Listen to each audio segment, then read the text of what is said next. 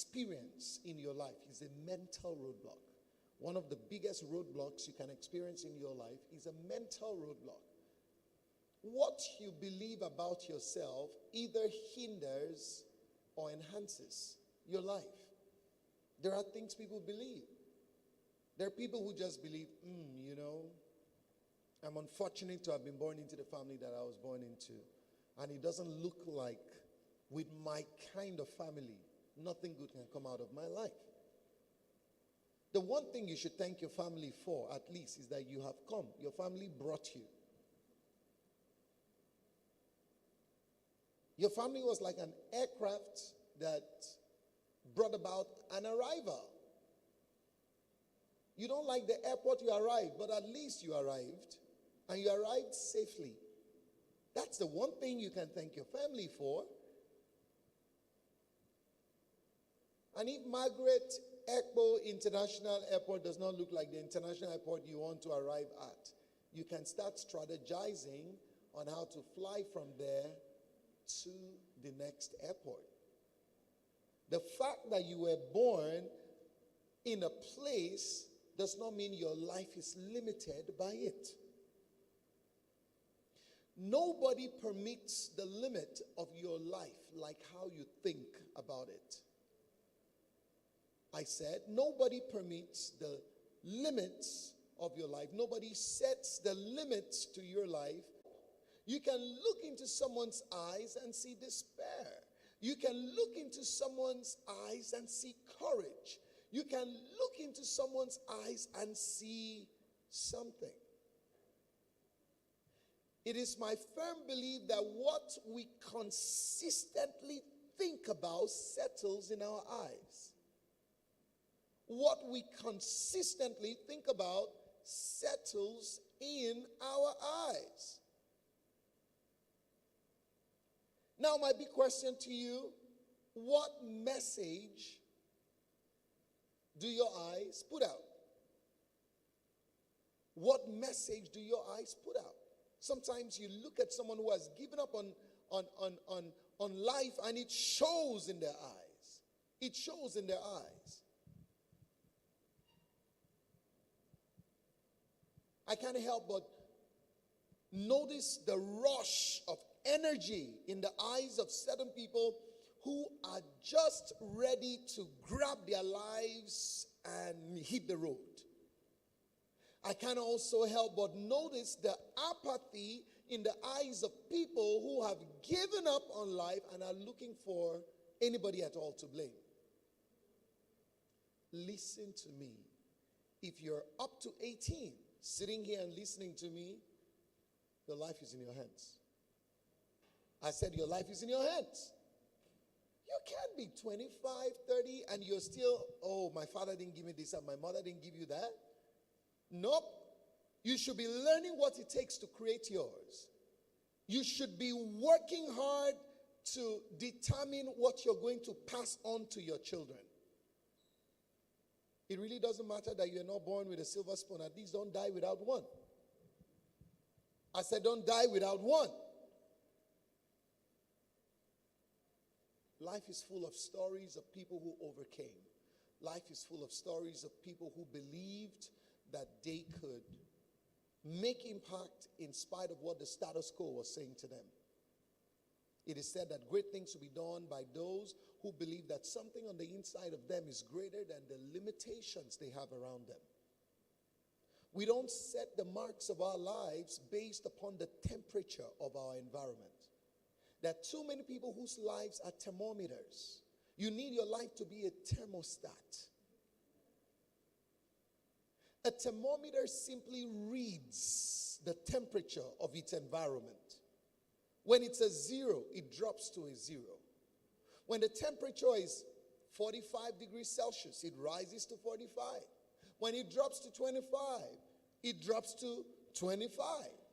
It has no mind of its own. It cannot go to a place it determines. Its life is bound and limited by what it reads in the environment. But a thermostat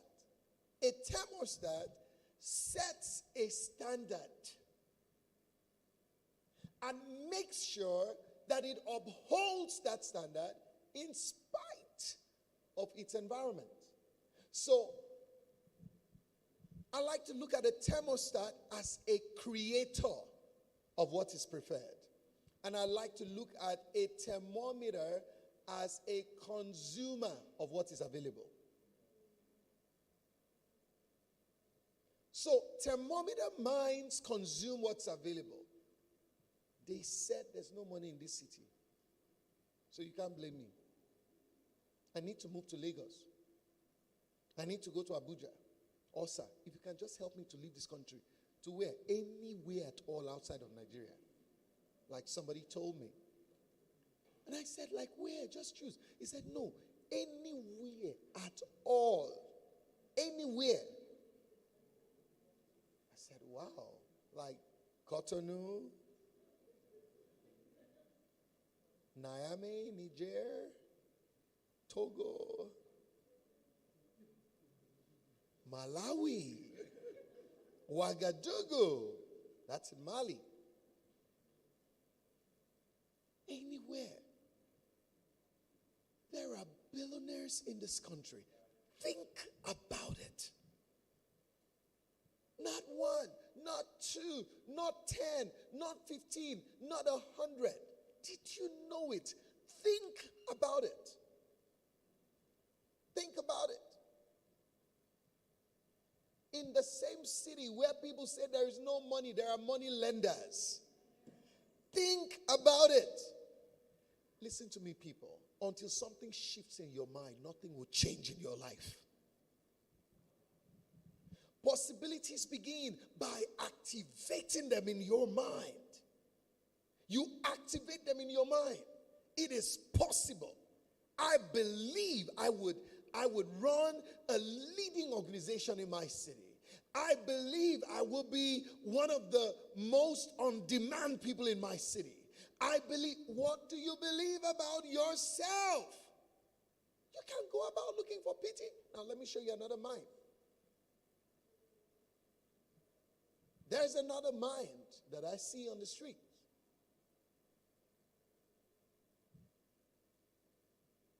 And it's the pity-inspiring mind. You want to inspire pity? Sir, please help me. What should I help you with? Anything, sir. Just help me, anything. No. How can you prosper like that? You'll never be able to prosper. If you're going to think forward, you must have a sense of purpose. Listen, it is said that if you don't have a sense of purpose, people will suggest one for you. Don't let anybody suggest purpose to you. You can't let anyone determine what your purpose is.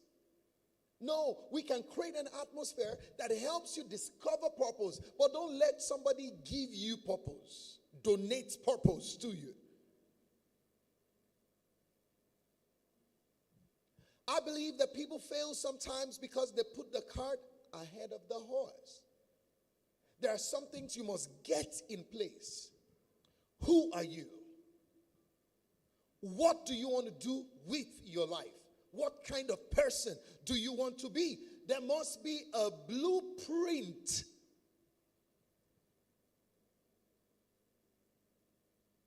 Before you start the journey. Let's go, let's go. Where are you going to? Let's go.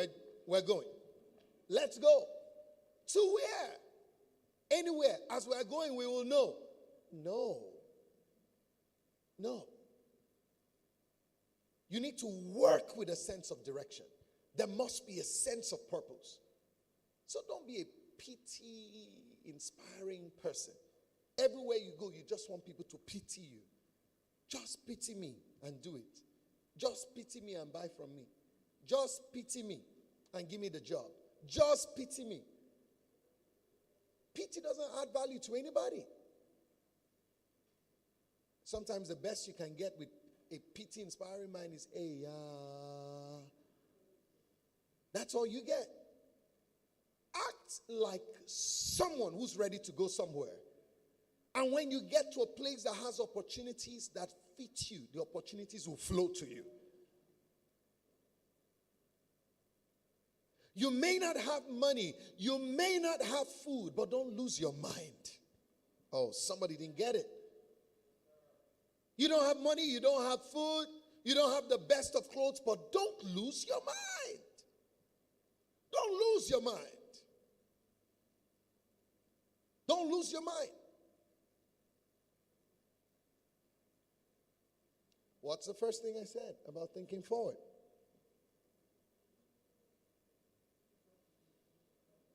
I can't have 3 millionaires sitting here who don't know what I said about thinking forward. Mind, be open. Keep your head. Now, what did I say? So one person said it and everybody echoed it. You must have a sense of purpose. All of you heard the same thing. I'll send you out of these chairs.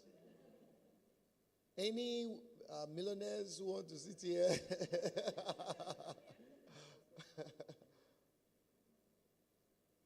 Friends of millionaires. What did I say? That's the last thing I said. I mean the first thing I said. Somebody knows the first thing I said? Uyime, what did I say?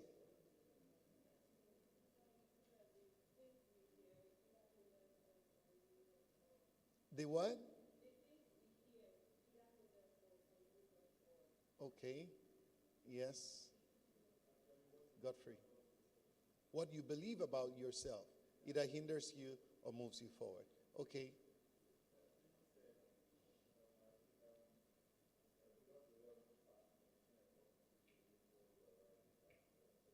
I'm sorry, come again.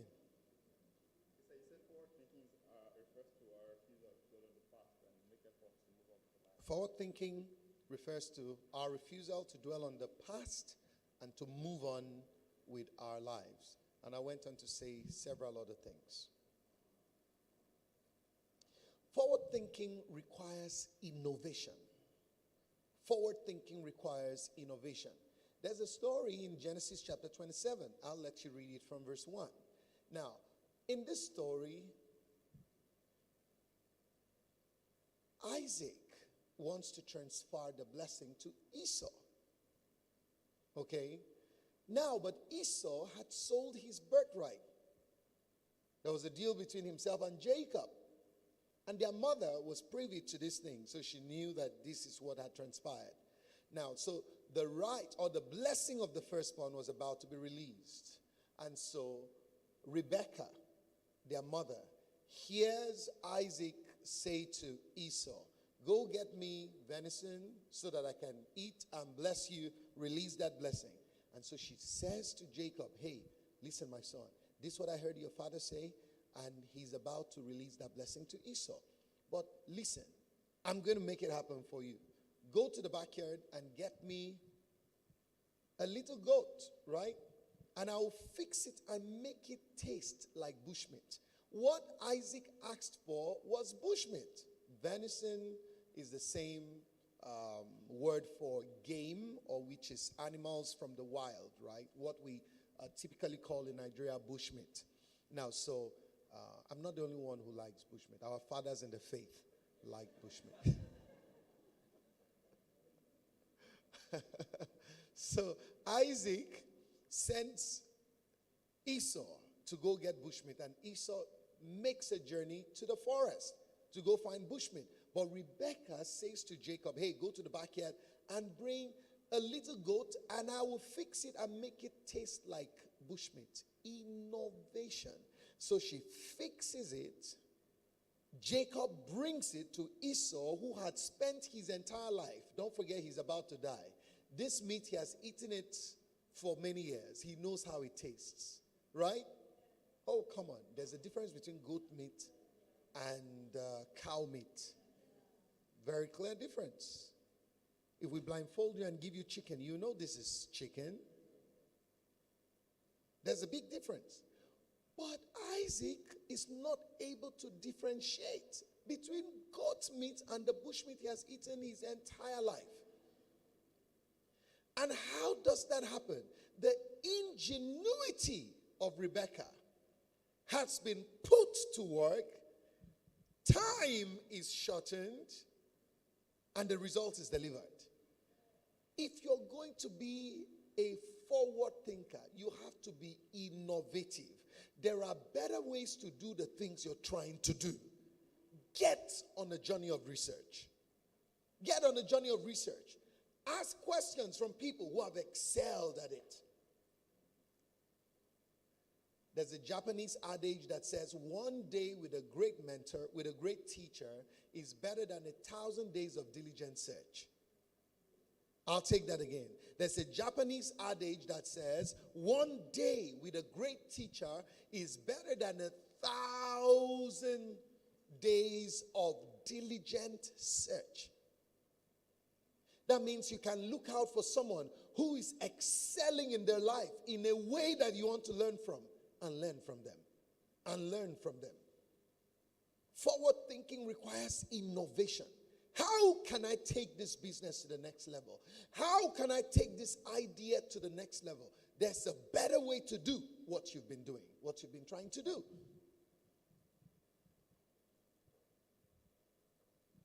Someone wrote me on Facebook recently, and so she said, "Sir, I make healthy drinks, and specifically, I make this drink called kunu." Of course, I know kunu, And she talks about what's special about her kunu, and goes the extra mile to say, "I want to send you 5 liters so that you can taste it. I sell in liters." Now, so I also want to believe that her packaging should be unique, right? Kunu is an old drink. It's been there. Before people knew tiger nut juice, there was kunu. There was kunu. Ginger flavor. Then there's this spice. I don't know what the name is, but the houses call it samia. It's sweet and sour. It's a special spice for kunu. Then there are different kinds of kunu. All right? So, I want to believe she has reinvented it and she's taking it to the next level. Nobody is obligated to pay you for what they already buy in the same way you want to sell it. Oh, you didn't get that? Nobody is obligated to pay you for what they already buy elsewhere. That is in the same way that you sell it. What's different about yours? Why should I buy from you? What's different about how you package yours?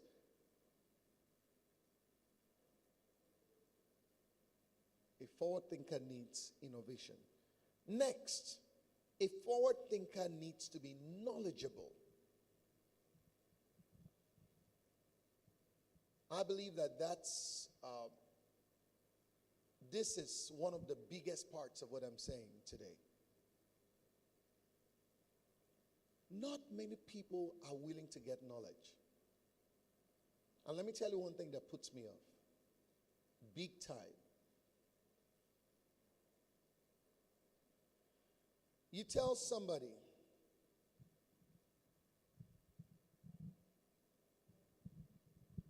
in this envelope are the instructions you need to go from Calabar to Obudu. Okay, so I have written it 1 to 10. Just follow the instructions, you will get there. He takes the envelope.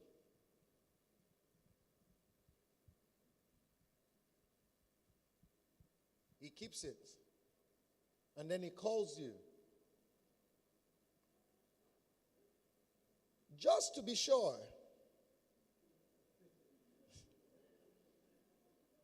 Did you say I should go to the park at Etagbo?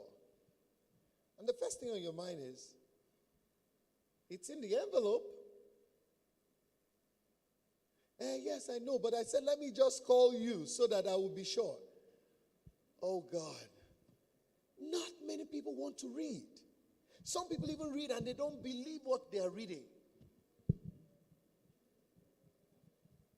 let me tell you one of the biggest limitations that will happen in your life when you refuse to flip open a book.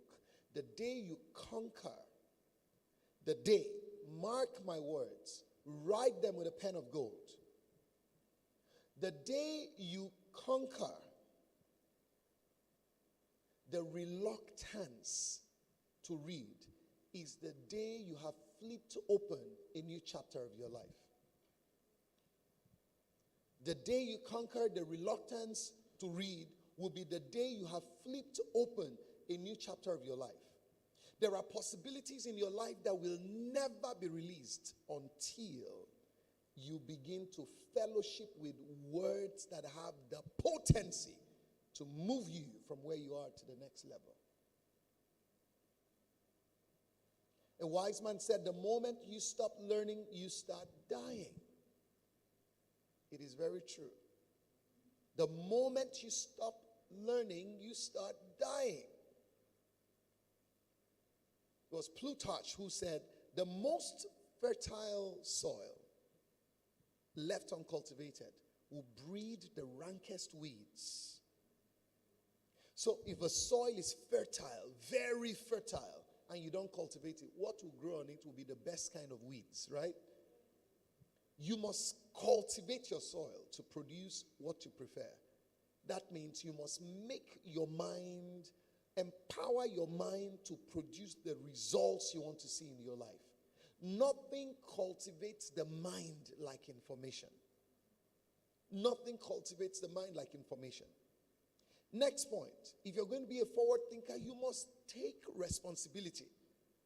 Like I said, people don't want to read. They want somebody else to read and tell them about it. They want someone else to do it and tell them about it. You have to take your life into your hands.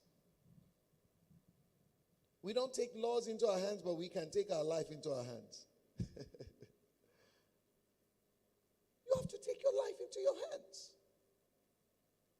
This is March of 2023. How many books have you read?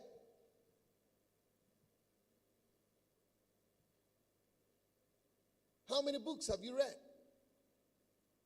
Stop trying to make your mind produce what it is not empowered for. That's another definition of frustration. You can't squeeze orange juice out of a stone.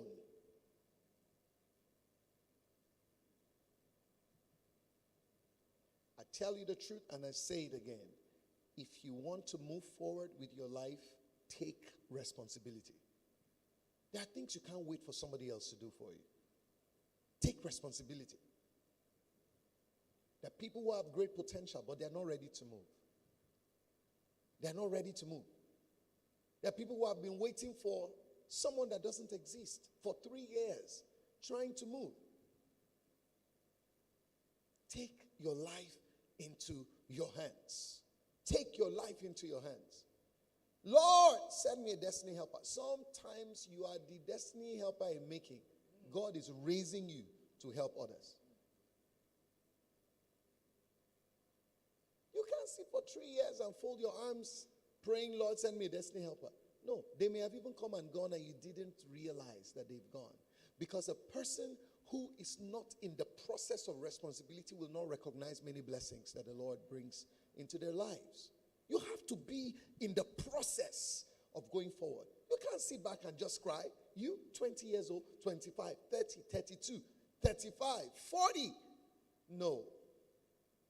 You must be willing to move your life forward. Next, if you're going to be a forward thinker, there must be a target you've set for yourself. Set a target for yourself. And let me bring it home. What kind of person do I want to be? If you spend your time decorating your outside alone, nothing really will change in your life apart from how you look. And I think most of the times, the investments we make on our outside, if we made half of those investments on our minds, our lives will turn around dramatically. Dramatically. Stop being concerned about how people will see you physically than how much you should produce mentally or spiritually. We invest in the direction of our priorities. We invest in the direction of our priorities. If your face is the most important thing in your life, that's where all your money will go. If it's your feet, that's where all your money will go. If it's your fingers, that's where all your money will go. If it's your mind or your spirit, we would see time and resources flowing towards it. I think if we spend our time investing in our spirit and in our minds, eventually our face will reflect it. I said eventually our face will reflect it. So set a target for yourself. What kind of person do I want to be? Why am I motivated the way I am? I'm motivated the way I am because of how I see myself. The difference between me and someone is just how we think. We think differently. I'm thinking about conquering nations. He's thinking about survival. Our thoughts are different. Our priorities are different. Our actions are different. I'm thinking about taking cities of the world. His life centers around food only.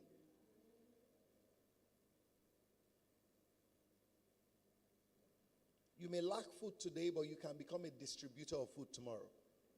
See it.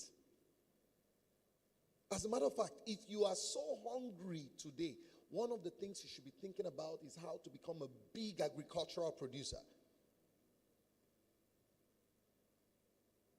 One of the many things you should be thinking about is how you will feed nations or feed communities or, produce big food.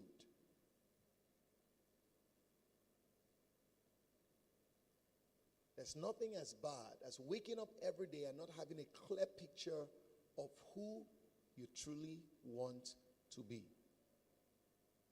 Marriage is not an escape route. Marriage is not poverty alleviation program. Right? Yeah, it's not. Because unfortunately, that's what some people think it is. It's not. Don't become a married burden. Married liability. No. When you get married, you should be a resourceful person. At least have ideas. Have sense enough to manage what is delivered into your hands. Talk like someone who sees the future. Don't act like a consumer. Oh yeah, you want to be respected? Don't act like a consumer. Act like a multiplier.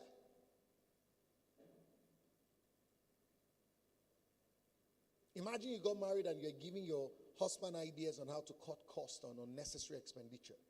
How do you think you start looking at you? Why won't he consult you on important issues? Some people fight for consultation as an entitlement. Some others earn it by resourcefulness. They earn it by resourcefulness.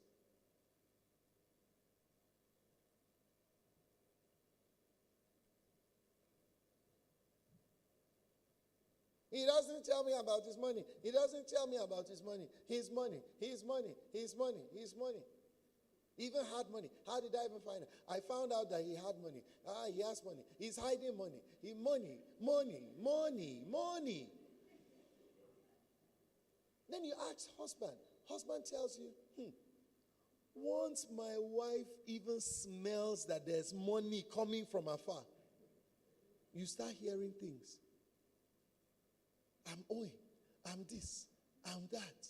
We need to buy this. Honey, sweetie, sugar. You start hearing all kinds of things. So your presence is a threat to his resources. So one of the ways he protects the family is to protect his money from you. Oh, God.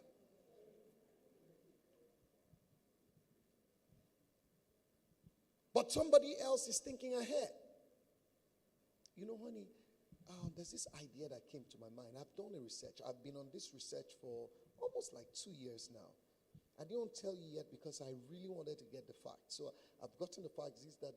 Did you know that if we had like just 300,000 here, this is what we can do. Did you also know that we can set up this so that this can be taken care of, fees and rents, while we use this one for projects? I'm thinking we should start trying to develop that land. Someone is thinking the family forward.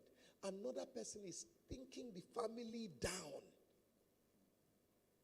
Every day husband shows up with money. She says, there were some needs. So I said, let me just borrow small 200,000. Now they are worrying me. Since you have, give me now. Why are you even my husband? I see what other people's husbands do for them. Why are you even my husband? You have to guilt trip him to give you. And even when he gives, it's registered in his mind somewhere that somebody has stolen from me. So that cycle will never end in that home because you look like a threat to the resources.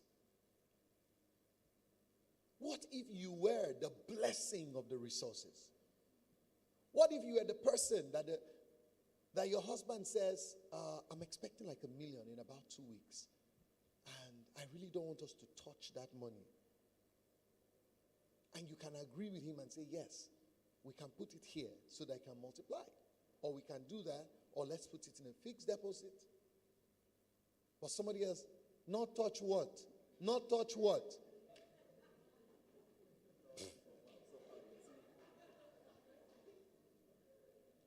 So you think all this suffering I've been suffering with you is for what? We are touching it.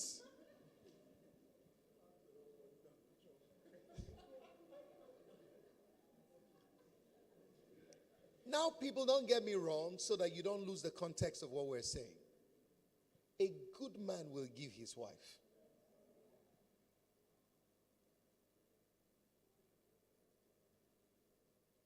If my wife does not want to buy shoes, like sometimes she doesn't, I will make her buy shoes. I will buy shoes. I told her the other time, I told her to do some shopping. And she did and stopped. I wasn't satisfied. Like, this is, I said you should buy. Is this all? Yeah, she's fine. Is this all? Yes. Okay. So I left New York and went to Vegas. I was in Vegas for something, and I entered a store. This anyone I liked that was her size, I bought. Oh, yes. Yes. I told you to buy something, you're wasting my time. Take. That's how we do it. So I appreciate the fact that she never puts pressure on me for a thing. But when I want her to have something, whether she wants to have it or not, she must have it. Do you understand? So there are those times. Okay? There are those times. But how do we manage family finances? Does it mean we shop every day? No. Does it mean she has to buy shoes and bags and stuff every day? She can't even forget. My wife, she can't even forget that she has the things there. Because her heart isn't there.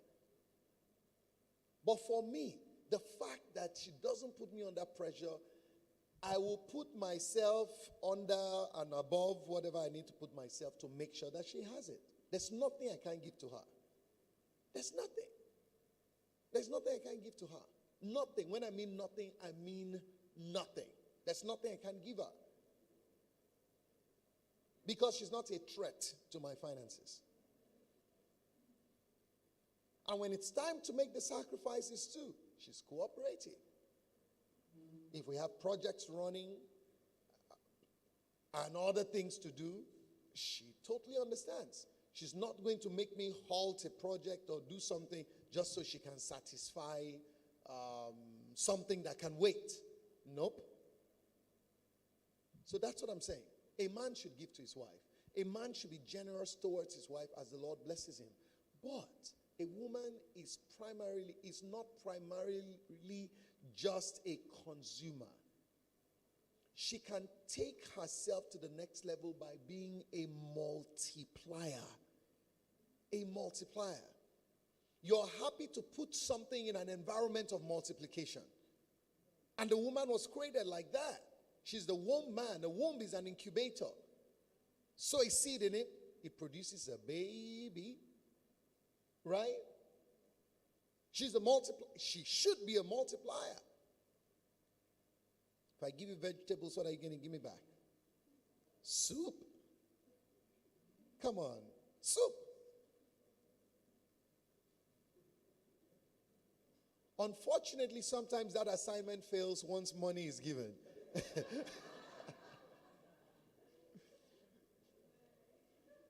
Everything comes by good measure, pressed and shaken together. But once money enters, voicemail mode activated. But not every woman. Praise the Lord. Praise the Lord. Hallelujah. What's the last thing I said? You must set targets about what? You must set targets for yourself.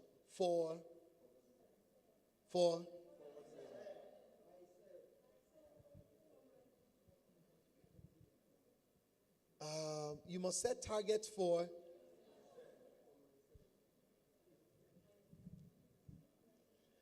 I wasn't in contention between yourself and myself. Okay, so praise the Lord. So maybe one more as we shut down.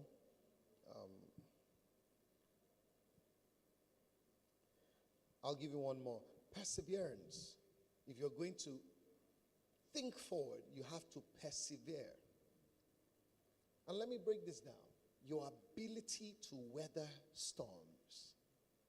Your ability to have holding power no matter what happens. The people will easily give up. Oh, they lost money in one transaction. That's it. That's it. My life is finished. In my hometown, nobody excels. That's it. Oh my God. You just lost money once. The people we call richest men in the world, you know how many times they lost money? They themselves can't count. I'm not saying you need to lose money to be rich, but I'm saying that's not the end of your life. Nobody likes me just because the guy has broken the relationship. Come on, what's wrong with you? Think forward. I believe that if someone breaks up with you, the mindset you should have is that he doesn't deserve you. Never put yourself at a disadvantage. While you try to figure it out and learn where you may have missed it, don't kill yourself just because he doesn't want to come back. And I think that if we do the due diligence of growing our lives when we lose things, we will look back and say, oh, this is what I was trying to die for. God forbid. Oh, come on. Do you understand what I'm saying? People stay in a place when things fail in their lives, and that's why they keep being miserable. But if you keep growing, you will realize that the people you left at a certain place, you can outgrow them and look back and say, oh, how did I even make that choice in the first place? Learn to outgrow circumstances and the people associated with them. Learn to outgrow circumstances and the people associated with them. And the people associated with them. If you keep growing, you will look back and realize that it was a blessing that you lost certain things and left certain people behind in your life. But you see the challenge? You refuse to keep growing. You stayed in the same place, weeping and crying.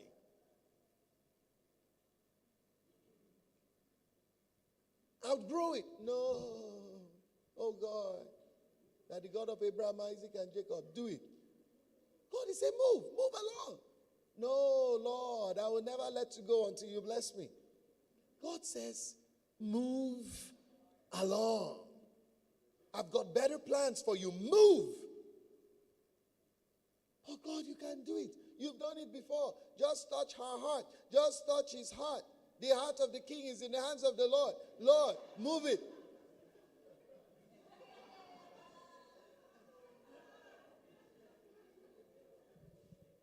God says, move along. I've got better plans for you.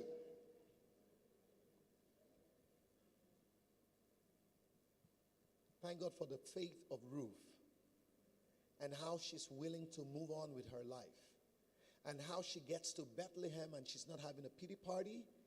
She's looking for a job. She doesn't have the right clothing, but she's got the right mindset. Because even when Boaz notices her, her question to Boaz is, how is it that you could notice me when I am not even dressed like one of your servants? The people who worked in the farm for Boaz had better clothing than Ruth, who came from a city. Oh God, you don't understand what I'm saying. Circumstances had hit her on every side.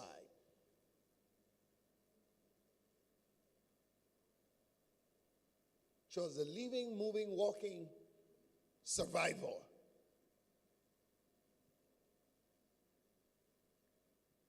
But she had the mindset, she had the attitude, she had the consistency, she had the raw materials that a wealthy, righteous man was looking for. And he saw all them nice clothing in all them nice girls and noticed none of them. But he shows up on this day and greets his workers and says, whose daughter is this? Who is this person? Saw her behavior, saw her character, saw her mind towards working, saw how she behaved, and he took notice of her. It's not all about clothing. It's not all about lashes. Oh, come on.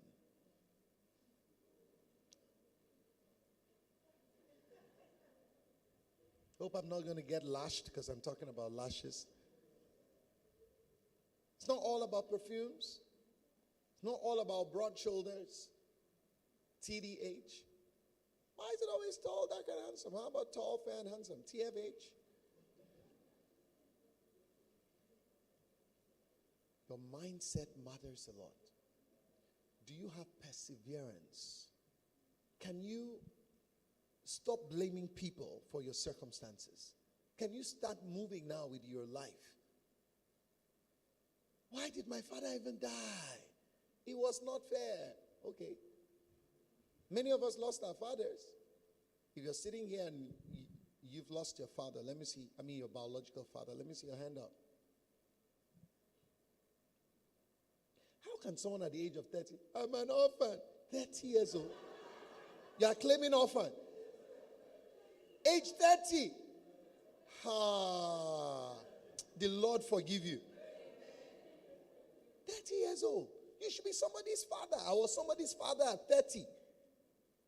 Oh, yes. I was somebody's father at 30. I was somebody's husband at before 30. Now I was somebody's father at 30.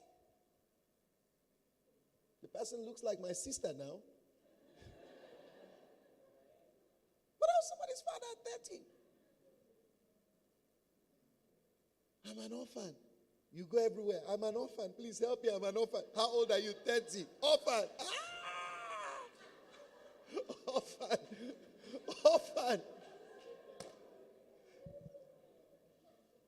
Come and tell me you're an orphan. You're 30 years old. Kneel down there, my friend.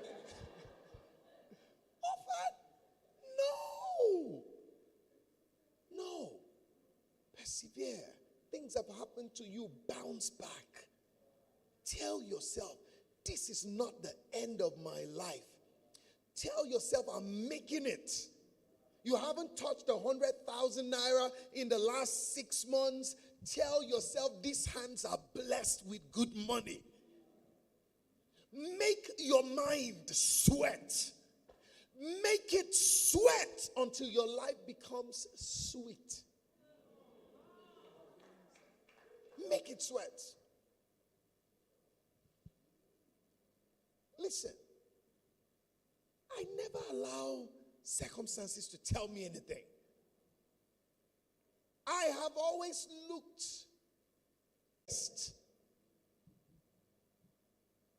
You see, sticking around some people makes you learn some kind of attitude and behavior subconsciously.